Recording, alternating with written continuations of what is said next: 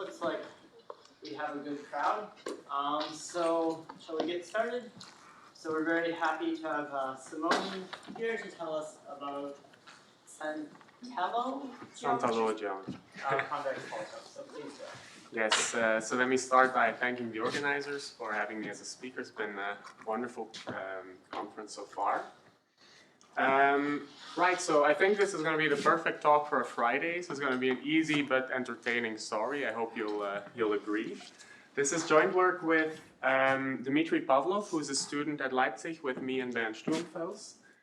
And it's basically a talk about pentagons. So all my examples will be about pentagons. They're either lying on the floor or they're floating in the air. All right, so I want to put this in a bit of a broader context. So for me, the main motivation behind this is optimization on polytopes.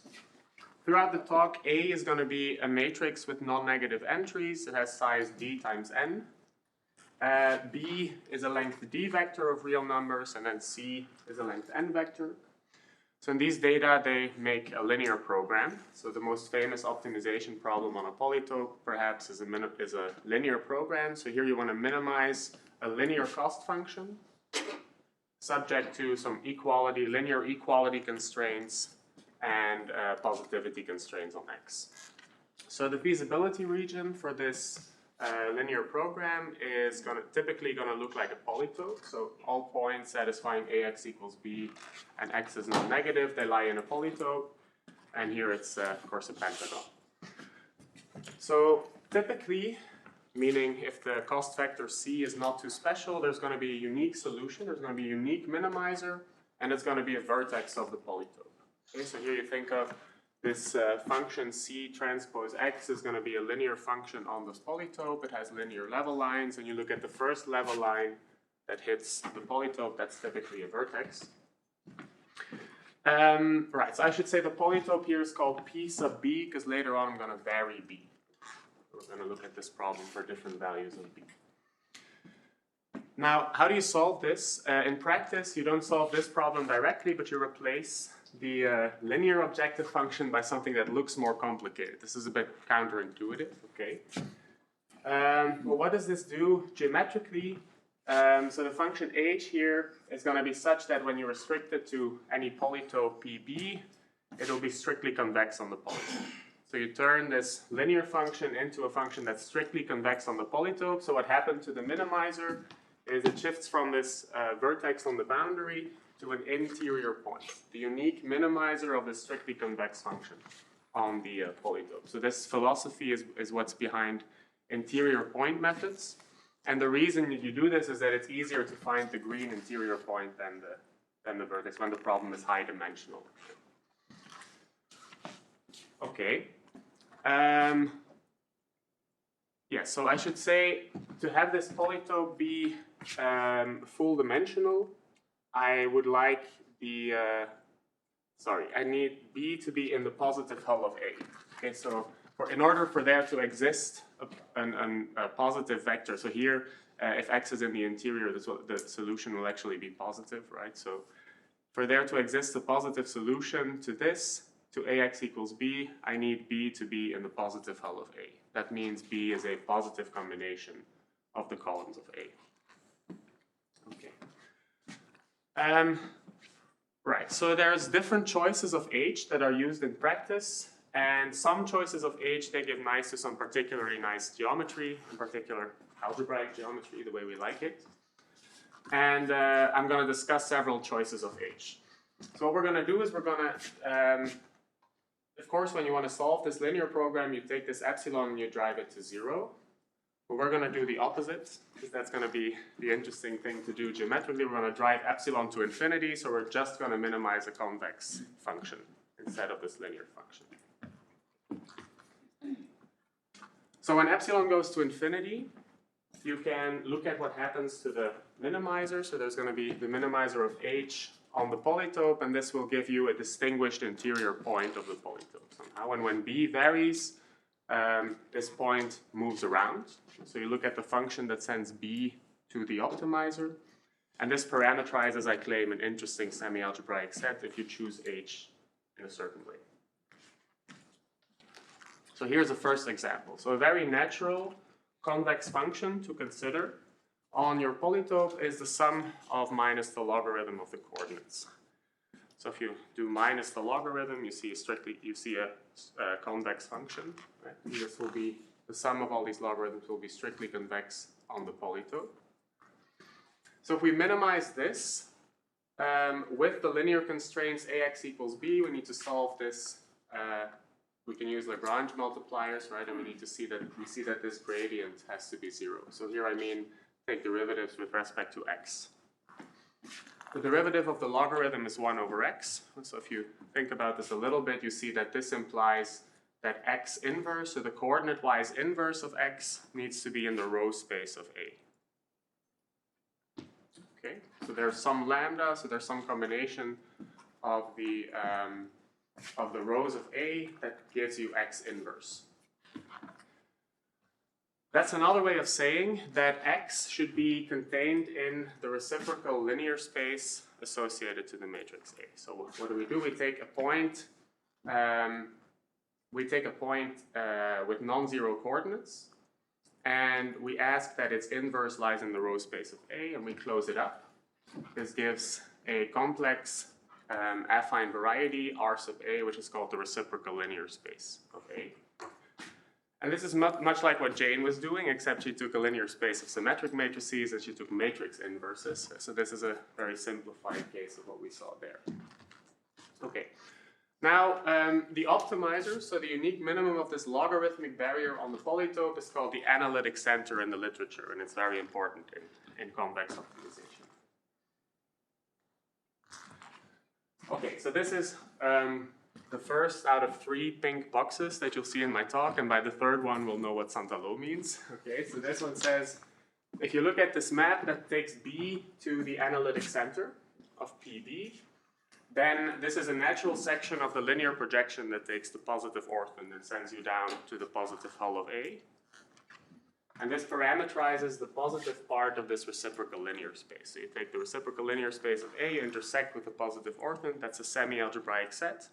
And this contains all optima, so all minimizers of this family of optimization problems that I described when B varies. Okay, so this is the first example of this claim. You have an interesting algebraic set, which is the positive part of a reciprocal linear space. Running example. So if A is this 3 times 5 matrix, B is a length 3 vector, and these are the parameters. Does anybody have an idea maybe what the polytope will look like? I gave a hint.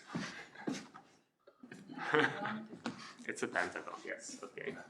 So I chose some coordinates. Of course, so this pentagon is going to live inside the plane AX equals B. So we're taking 3 linear conditions on 5 variables. That's a 2-dimensional plane. I chose some coordinates.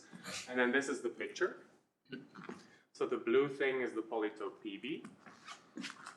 As we said, so the analytic center is going to be on the reciprocal linear space. And it also satisfies AX equals B. So we have this algebraic variety R sub A, and we intersect it with a linear space. And then we're going to get, because the minimizer is unique, there's going to be precisely one positive solution.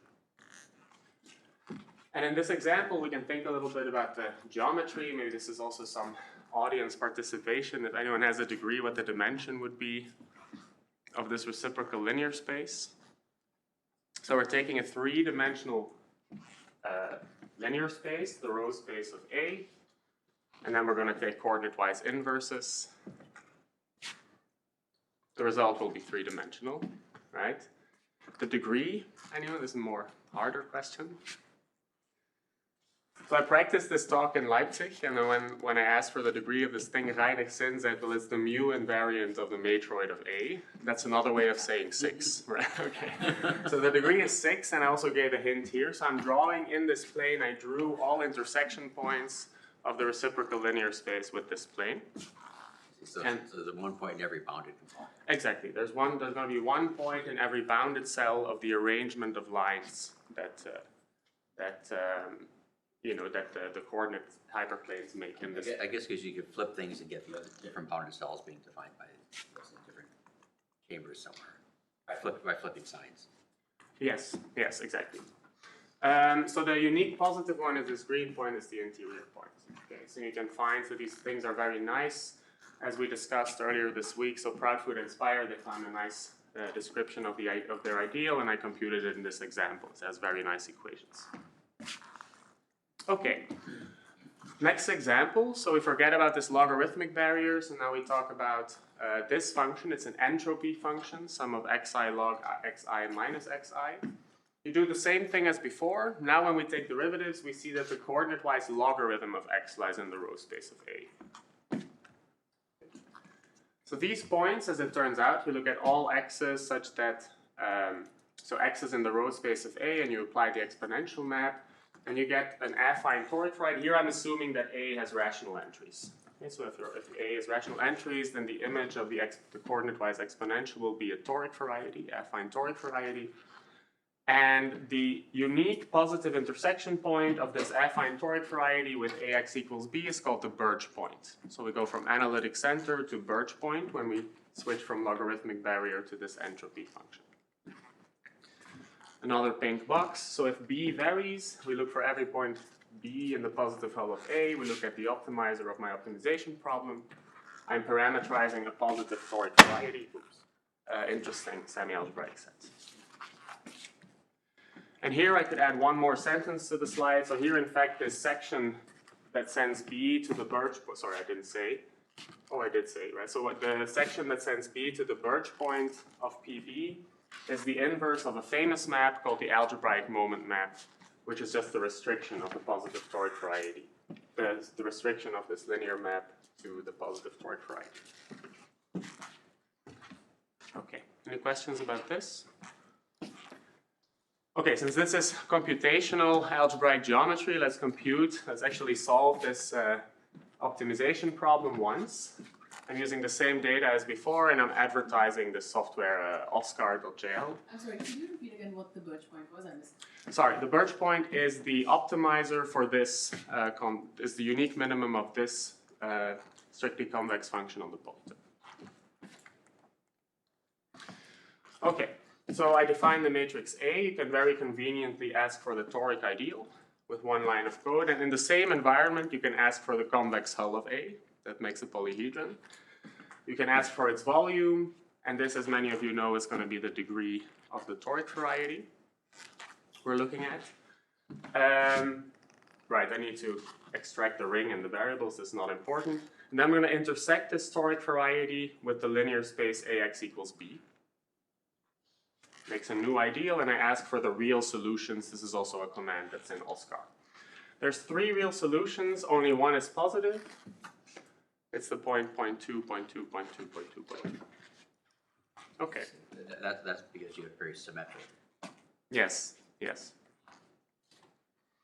Couple of references. So this is all previous work. I haven't mentioned Santaló yet. So there's a paper by De Loera, Stumpfels, and Vincent that discussed this logarithmic barrier setting. This paper we submitted to a very nice conference called Mega 2 years ago. You've heard about it before. This is the toric setting with Stumpfels, Vialar, and von Renesse. And I wanted to also advertise this work by Dmitrii. So if you prefer semi-definite programs like Kaye, then this would be the analog. So the Gibbs manifold would replace the toric variety in the entropic regularization of semi-definite programming. Okay. Right, so I'm going to minimize something else. So we did these 2 examples that are classical and much used in the optimization literature. It turns out there's another one. There's another standard convex function that people use in interior point methods, and this is given by the dual volume. This slide is about what that is. Our polytope is still the same. PB is positive points where AX equals B. This is full dimensional by our assumption that B is in the positive hull of A. This will be full dimensional in the kernel of A. It's an n minus d dimensional polytope. We impose d conditions, d linear conditions.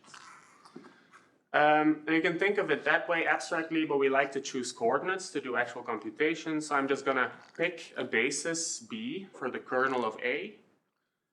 That's a matrix of size n times n minus d, and when I apply its transpose to my polytope, I see an n minus d dimensional polytope in n minus d space. Okay, so I'm just choosing coordinates here to draw the polytope. I'm calling the coordinates y. Okay, so x coordinates are on Rn, and y coordinates are on this n minus d dimensional space. Okay, so I'm defining here the polar dual of a polytope. So you look at your polytope QB, which is the projection of PB. You take an interior point, and you translate your polytope by this interior point. This makes it so that the origin becomes an interior point. But here's an example. So I take QB, interior point y, and make y the origin. And then you define the polar dual of this polytope, of this translated polytope in this way. So either you've seen this before and this is super easy to you. If you haven't seen it before, then maybe this definition won't give you much insight. It's better to look at the picture. So what you do is for every edge of the polygon here, there's a ray in the normal fan. And the vertices of the dual polytope are going to lie on the rays of this normal fan.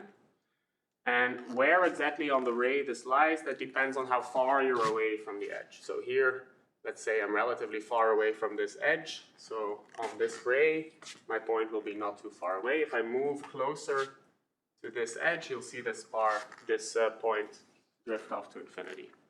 That's how it works. So. Importantly, that means if you take a point, an interior point that lies close to the boundary of Q, then we're going to get a very large dual polytope. Right? The sum of these vertices, they will drift off to infinity.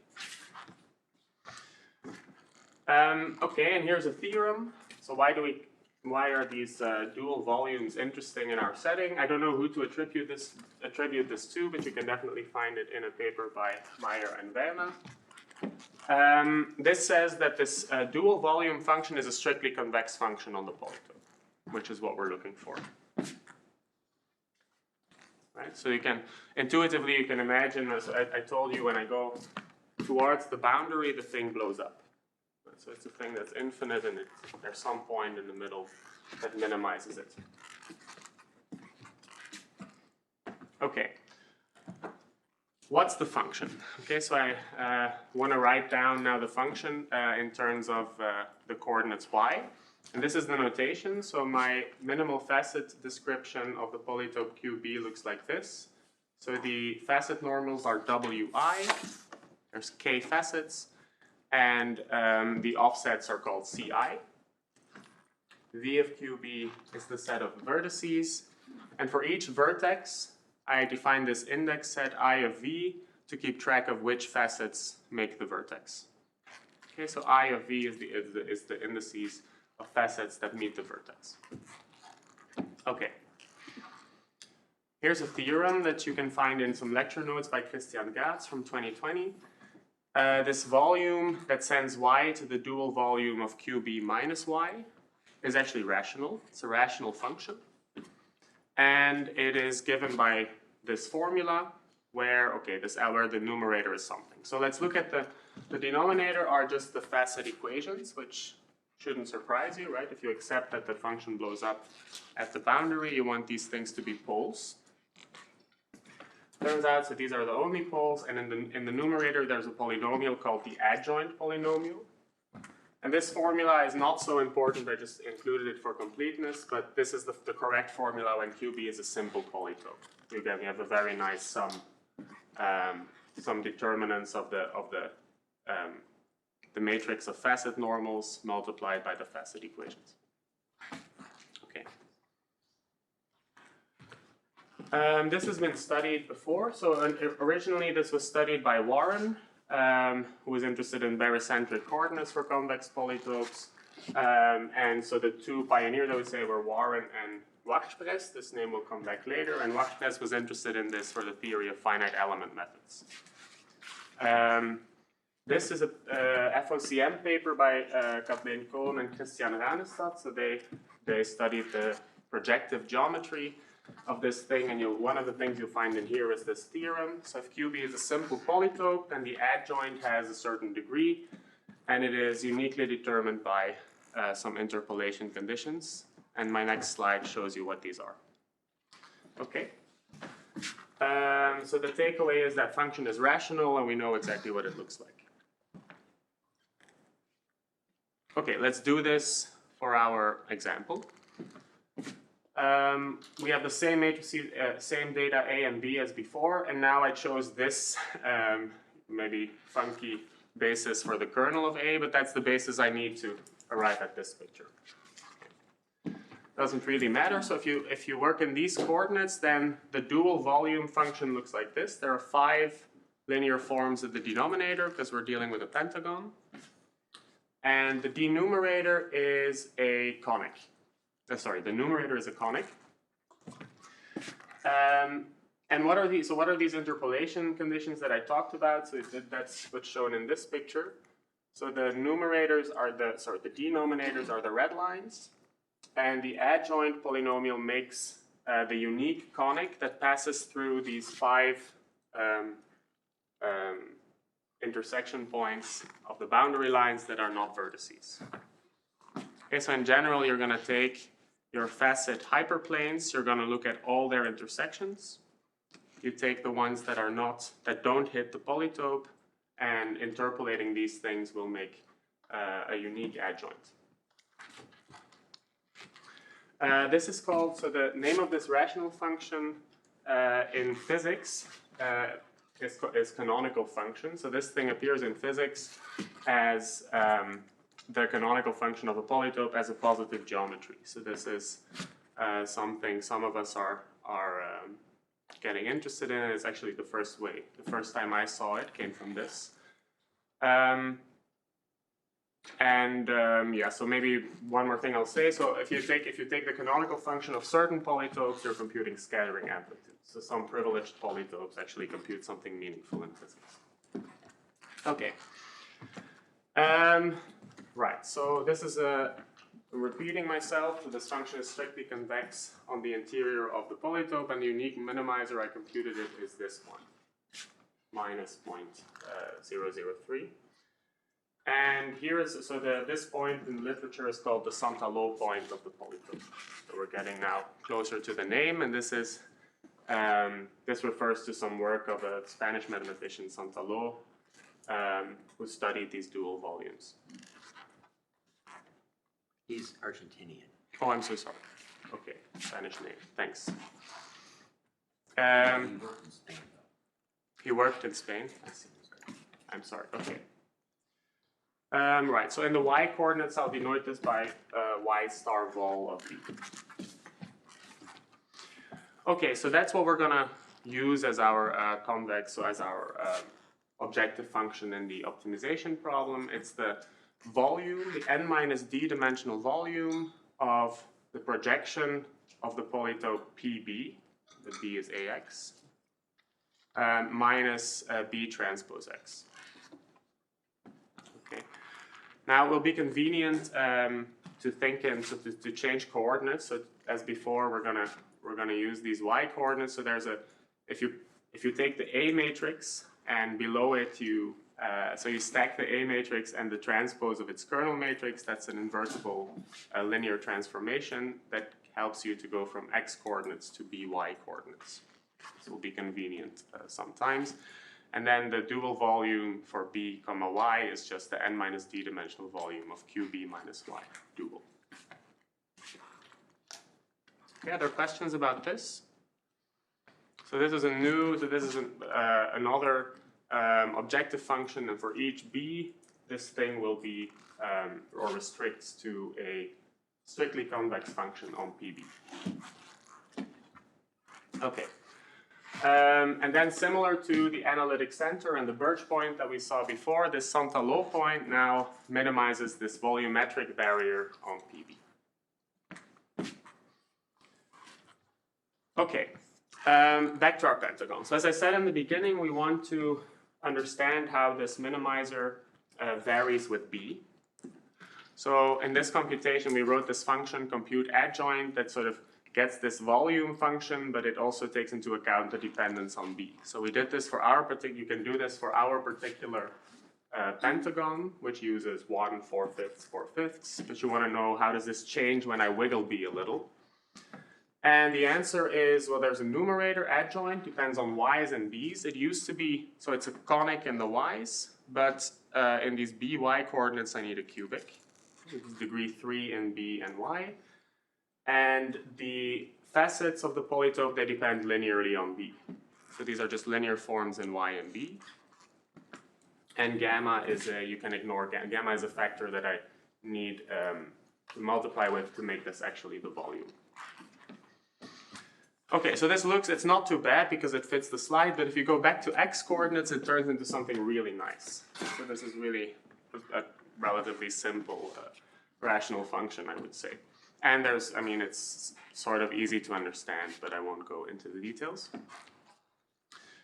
Now the question is, so this will work if you stay close to your original value of b, but the question is, where does this formula hold for this dual volume? Because you can imagine when we move b too much, the polytope, my pentagon might become a quadrilateral. So what we're doing by changing b is basically we're translating the facets of the polytope, and if you translate them too much, your polytope doesn't look anything like a pentagon anymore, so we don't need 5 poles. We only need 4 poles. And the answer is given by something called the chamber complex of a polytope. So I already noted that the combinatorial type of PB depends on B. In our example, very concretely, you can think of the positive hull of A is a cone over this picture. So I just plot the points in the second and the third row. I plot them in the two-dimensional plane, and the positive hull of A will be a cone over this. And that cone is subdivided into chambers or cells.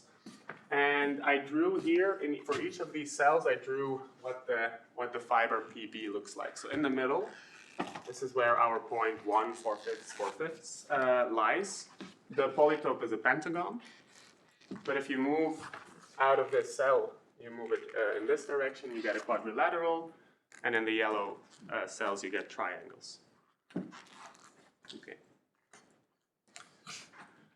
What is this complex? It's called the chamber complex of the point configuration A. And so it's a collection of cones. There's finitely many such cones. And the cone that a point B belongs to is the intersection of the positive hulls, of all positive hulls of subsets of A that B belongs to. Yes, a question? If I understand correctly, so on the edges, like not in the three-dimensional facets there, on the edges you have some collinearity. Yeah, so on the edges, so here you can imagine, let's see, we start with a pentagon, maybe. This is the polytope. Now what happens on the edges is that this facet, for instance, translates here. Right, so here, this is what happens when you walk from an interior point of the green cell towards a boundary that hits a red cell.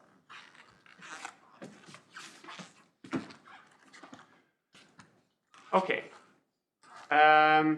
So the function, so locally, if you're in an interior point of one of these cells, we've seen that the function looks like a rational function that comes from this adjoint over facet equations expression. But if you want to consider the full positive hull of A, you need to take this chamber complex into account, and you get a piecewise rational function. So this is a snippet or a screenshot from our manuscript.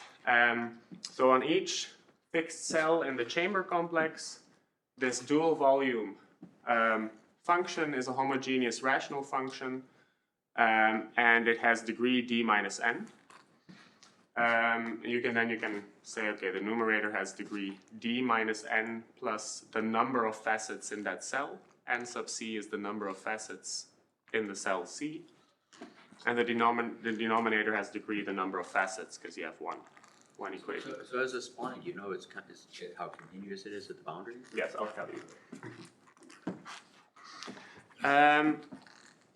Okay, so yeah, so here's in this example, you can use our code to compute all these rational functions. So I took 1 point in each cell and I asked for the rational function. There are 11 cells, so here you see 11 expressions. 5 of them have a denominator of degree 3, because there's 5 cells that are triangles. 5 of them have 4 factors, and then there's one, the main one that we saw before, which corresponds to a pentagon. Okay. How am I doing? Okay, that looks good. Right, so now that we've identified what we're going to minimize, we have the same story that if you take a look at the map that takes a point B to the Santaló point of PB, this will parameterize something, and the question is, what is something? So this is the analog of reciprocal linear spaces, toric varieties. So in this story, the image of this map phi is called what we call the Santaló patchwork of the matrix A, and you'll see why we call it that.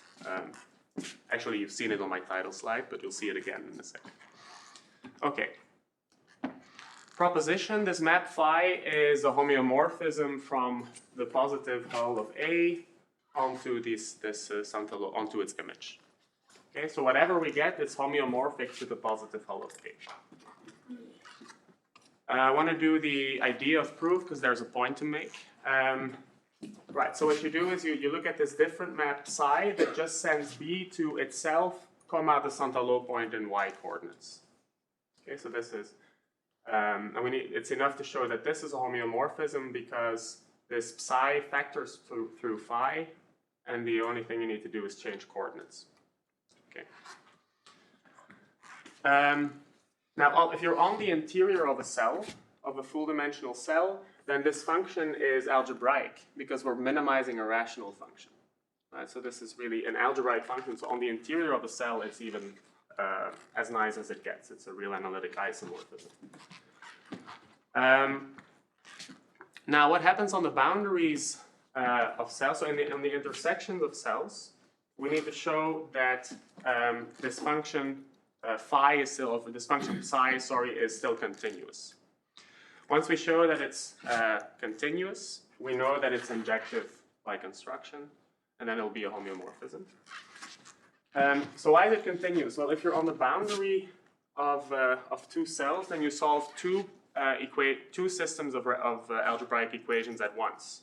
So there's this algebraic function on the blue cell, and there's an algebraic function on the red cell. And you know that for both these systems, I'm a regular solution, because I'm the minimizer of a strictly convex function. So the implicit function theorem allows me to walk into the blue cell and into the red cell. So from this, you know that it's also going to be continuous on the boundary. And this is an answer to... It's only C0. Yes. Well, I haven't proved that, but that's what we see, yes. Okay, so here's the third pink box. So if you look at this map phi that takes B to its Santaló point, this is another natural section of the projection map, and this parameterizes the Santaló patchwork in a homeomorphic way. Okay. Right, so now that we know this, so I claimed that the things we're looking at are semi-algebraic sets, so that means we have equalities and inequalities. So let me tell you what they are. If you look at this volumetric barrier function, you restrict it to one particular cell, it is a rational function.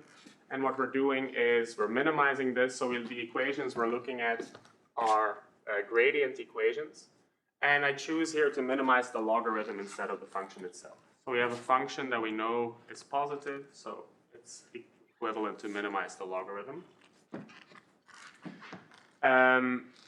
And because it's the logarithm of a rational function, these partial derivatives will be rational functions again. So these are actually algebraic equations for the object.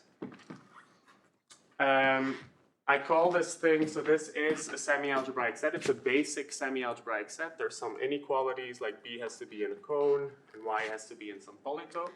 And there's some equalities. This is a basic semi-algebraic set called T.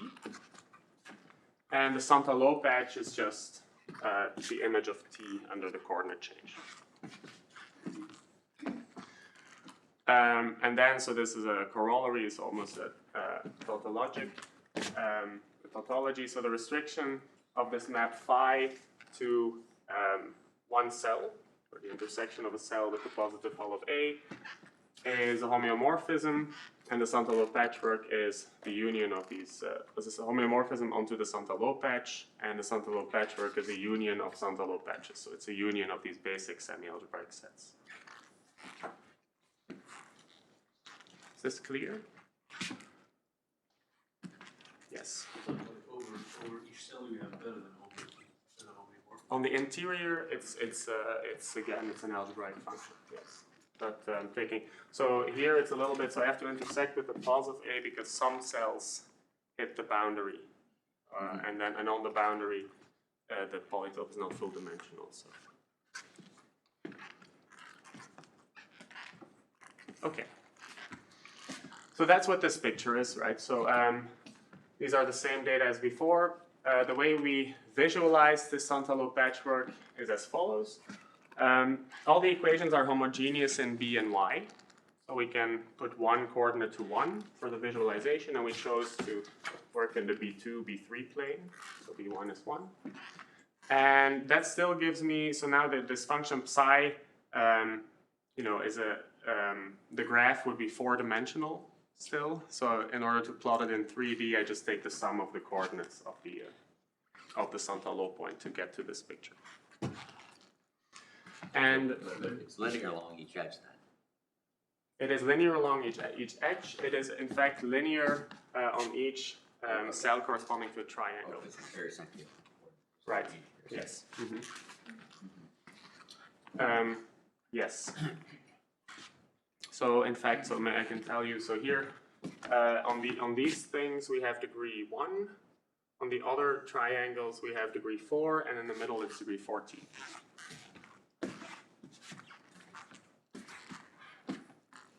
Okay, so now we have an inequality description, but then so we want to study this algebraically, we might naturally ask for the Zariski closure.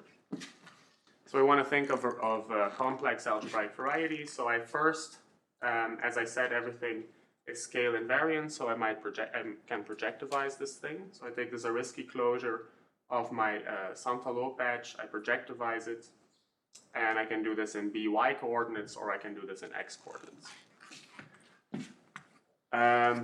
The result is what we call a patch variety.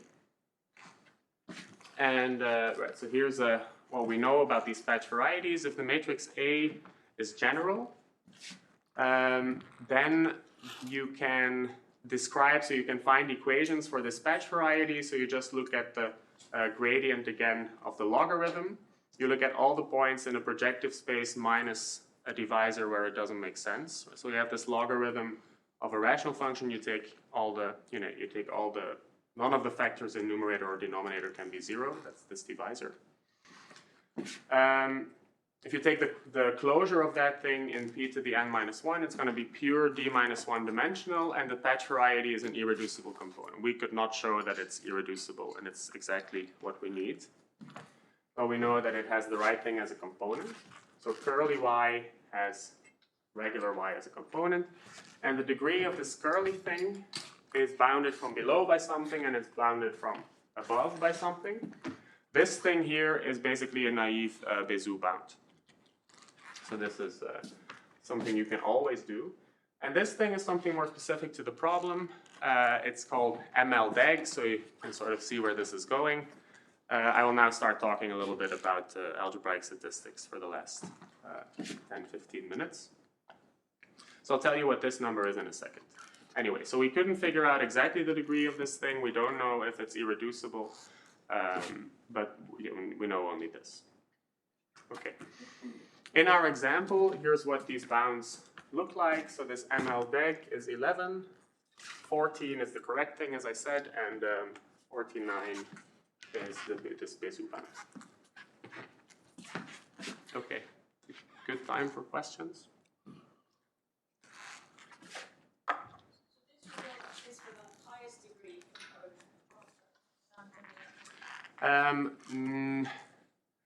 Let me see. No, it depends on this. Let's see. So you mean the top cell, right? So this depends on the cell. Everything depends on the cell. This bound changes, yes. Any cell, yes. So like for the triangles before where you had degree 1. Good, very good question. Let me see. We would have a 1 here. This is 1. And then we need to do, let's see, 3. So this is 6 minus. We got a 4 here, if I'm not wrong.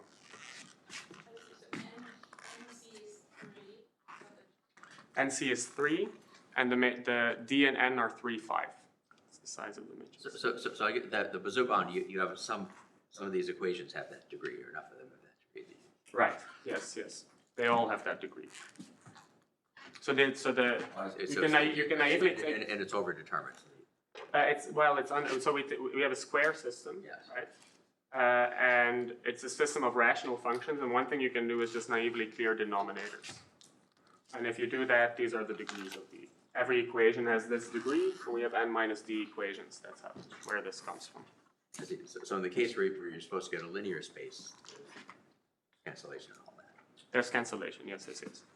So often when you clear often when you're solving rational functions equations, clearing denominators is a bad thing to do. But we don't have equations for the right thing. So you would take these equations where you clear denominators and you would saturate by this divisor DC. But yeah. Okay. So this upper bound, there will certainly be some contribution corresponding to DC. Yes. A lot. Yes. It could be that. Is that could that be like an excess intersection number? Yes. I think it's an excess intersection number, but controlling this is hard. It's too hard for me. Okay. I wanted to say, so we did some computations. We were able to set up some computations actually this week, and we verified numerically that it is usually indeed irreducible. And the next number after 4 and 14 is 29. So for hexagon, it would be 29. Okay. Anything else? Yeah? Do you have any examples where it has many components? No. We believe, I think you can read that as a conjecture. That we think it's irreducible, but. And is there a lower, hypothetically, if it were reducible, is there a lower bound on the degree of the right component? No. Okay. Yes, Carlos? The different cells, do you know how the landscape, how the MO degree changes? Yes. More or less. I will start talking about ML degrees now. Okay, so this number is, I would say the interesting bound here is this one, because it's not really specific to the problem, and this we can get, we have a nice geometric interpretation. And that's in terms of algebraic statistics. So we've heard this before this week. So in algebraic statistics, a statistical model is a variety, or the intersection of a variety with a probability simplex. I'm going to set this up projectively. So I'll start with a projective variety M, and I intersect it with a probability simplex, but I think about this as the positive part of projective space. So that means points in projective space that can be represented by positive homogeneous coordinates. So this is interpreted as a statistical model and for a discrete random variable with n plus 1 states. I'm only talking about, so we've seen Gaussian models and all that, so this is only about discrete models.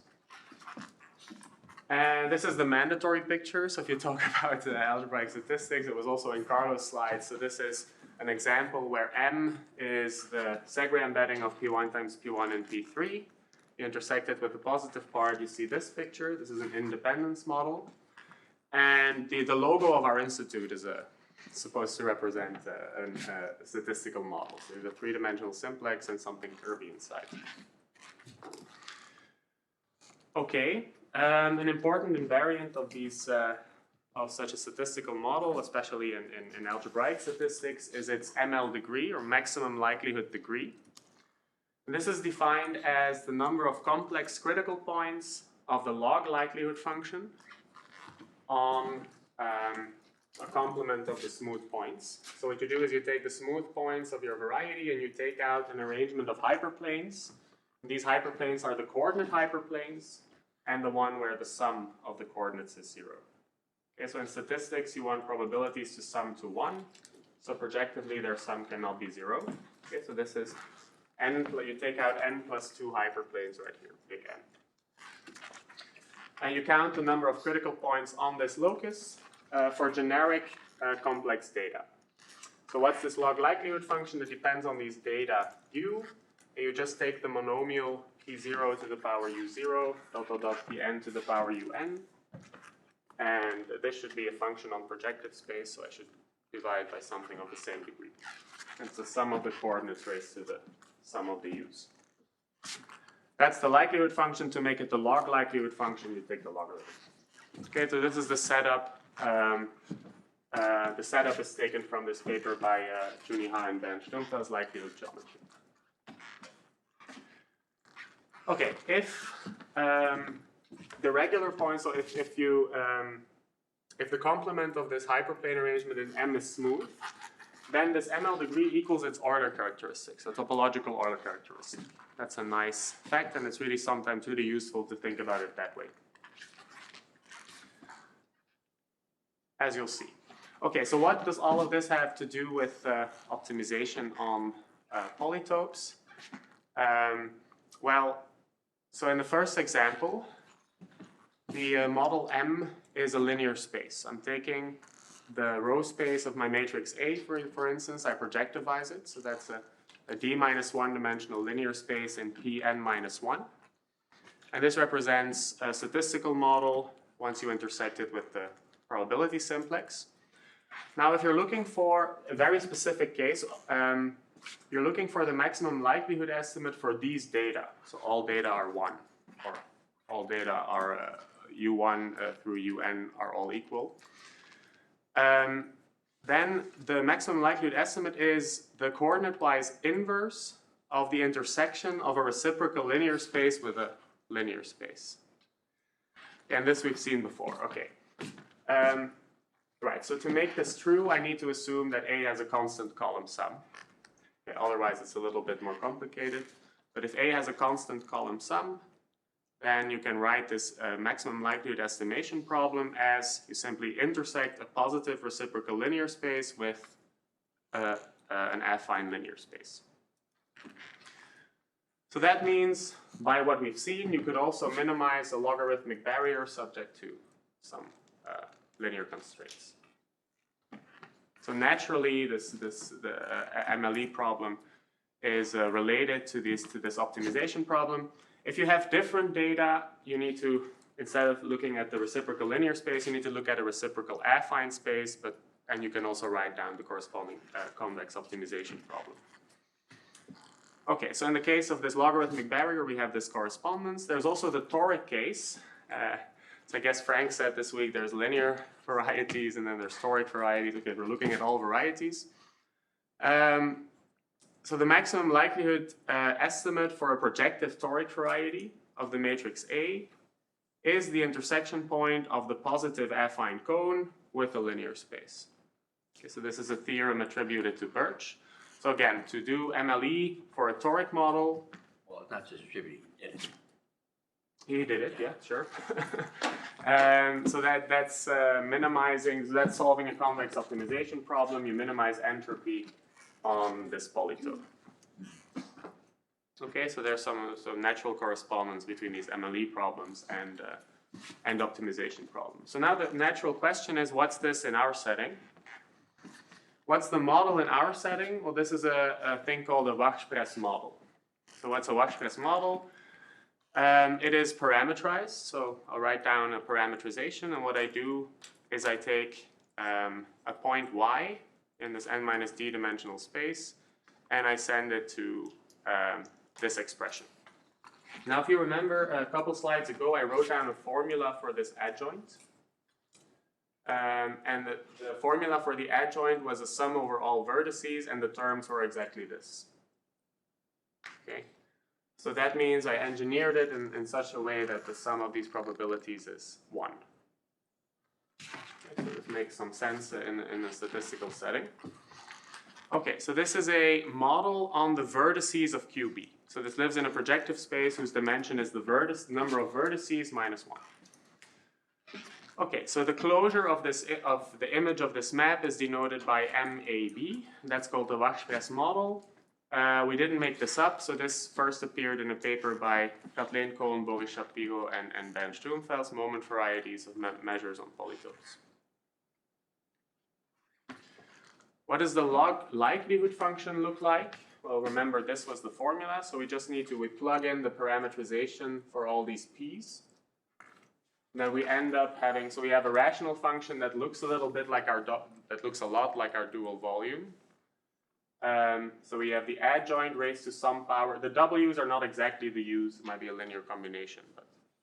And here we have the linear facet equations raised to some power wi. So this is basically up to setting these w's to 1. This is the inverse of the dual volume function. And if we're maximizing, so intuitively, if we're maximizing the likelihood, we're minimizing dual volume, which is what we've been doing. Okay. The ML degree of this model is an order characteristic. So it's the complement of this Wachspress model with this hyperplane arrangement is indeed smooth. The absolute value of the order characteristic is going to give us the ML degree. And that's that number I showed in a couple slides ago. That's that lower bound I had for the degree we were after. Right, so for reasons I won't have time to explain, this order characteristic is the order characteristic of a complement of curves in the plane. And the curves in the plane we need to look at are the ones from my picture before. So we take the plane, take out 5 red lines, and we take out 1 conic. And what's left is a 2-dimensional, very affine variety, if you like, and it has an order characteristic that's our ML degree. Yes, so in this case, it's the number of compact or bounded components of the complement. Yes, but only for the pentagon. Only for the okay. Yes, that's something that happens for the pentagon, but it's no longer true for a hexagon. Yeah. Okay. Conjecture. So Carlos asked, what does this ML degree look like when you go over the different cells? So the conjecture is that for a generic k-gon, this is the number. And if you're interested in knowing why, I can tell you. So I basically have a proof for this, but there's one step that's missing, but it's something that should definitely be true. Also in computations, it's true. Okay. So how does this connect to our story? Again, this is the log likelihood, the likelihood function. The Santaló point maximizes this for data 1, 1, 1, 1.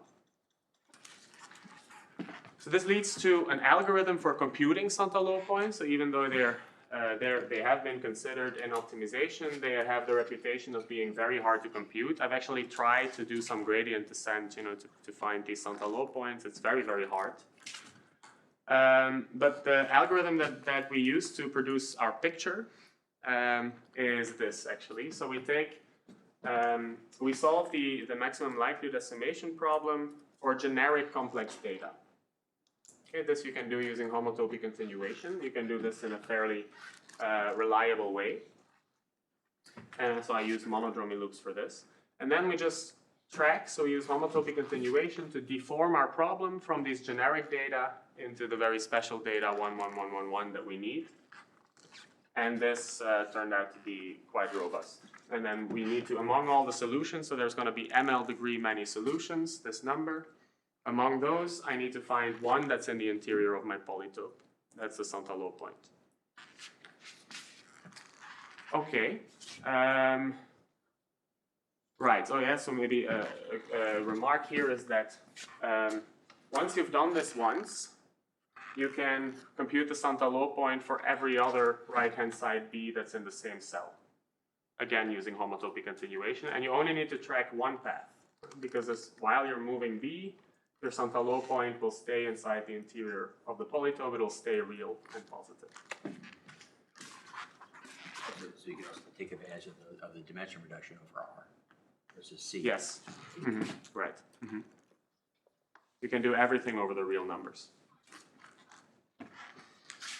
Okay, advertisements. So this is a European network that we have. It's on geometry of tensors and optimization and modeling. They'll start this year, and we're recruiting. So we have 15 PhD positions.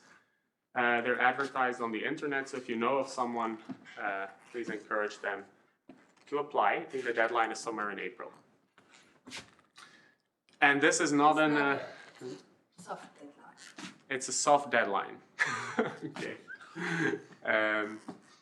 So this is this is not an AI-generated utopia picture. This is the city of Leipzig. That's how beautiful it is. So come to Mega. Thank you.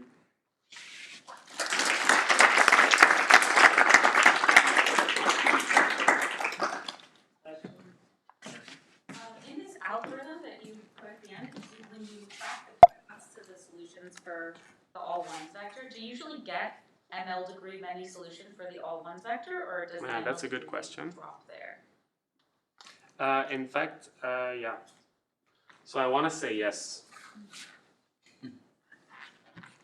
I don't think that this is something that should be true for generic A and generic, not in general. That would surprise me a little bit. But so it turns out that in the experiments that I did and where I checked, the data 11111 was generic for this MLE problem. Yes. So you used the fact that the ML degree was the absolute value of the Euler characteristic, which relied on the difference between M and the hyperplanes. So I'm wondering if what happens if it's not smooth? Is there a correction? Can you use some sort of Euler obstruction type number instead of the Euler characteristic, or does this equality just perish in the case that the difference is not smooth? I don't really know. I would say first option. There's probably an adaptation of this. I only ever see this. I think the answer is yes. The answer is your first thing. It is an obstruction. It should be in that Stuhmfels paper. I think it's more recent. Oh, okay. Sorry. So Frank's being diplomatic, but I'll just point this out. The sort of genesis of the study of using algebraic geometry to study Watchfret surfaces is in a paper of Luis Garcia Puente and Frank. Okay. Yeah, we weren't doing algebraic statistics, but those coordinates have rather interesting properties for that. Noted that actually. Okay. Thanks. For the original optimization problem, how does this sort of help the state of the art and actually solving these optimizations? Oh, I don't know. Well, I mean, it helped me. I was trying to make pictures, doing some gradient descent, and it just didn't work. So I just used the tools I'm familiar with, but then I could compute it exploiting this this ML degree connection. Yeah, I guess I was just wondering if there was some optimization problems. I guess making these yeah, I mean, in these other contexts, it has helped, I believe. So there's, for instance, this it's been mentioned before, I think, by Carlos, this iterative proportional scaling algorithm really knows about this geometry. So that's an iterative algorithm, and there's some starting guess, and while you move to the optimum, you actually walk on the toric variety. So there are some algorithms that know about this geometry. I don't think it exists. Well, I should be careful again. I don't know. I don't know if that exists for this volumetric variant. So one reason people study these analytic centers, and then what happens as you perturb that is is the algebraic degree of that, first of all, the algebraic varieties, the algebraic degree of that curve measures the complexity of doing the interior point methods. We know interior point methods are polynomial versus linear programming is exponential, but the complexity of that, lower bounds have been obtained by studying this. I think it's important work. Yeah, but that might be the degree in epsilon, right? That's when you Yes. go from the interior to Yes, the boundary. but there's a reason to study these, and it's remarkable that because they're algebraic varieties, it gives you an ability to give some complexity bounds that are only last decade and quite new. Okay. Yes, like the Michael switch. There's other work that is leading up to that. Yeah. Thanks. Any other questions for Simone? All right, well, thanks.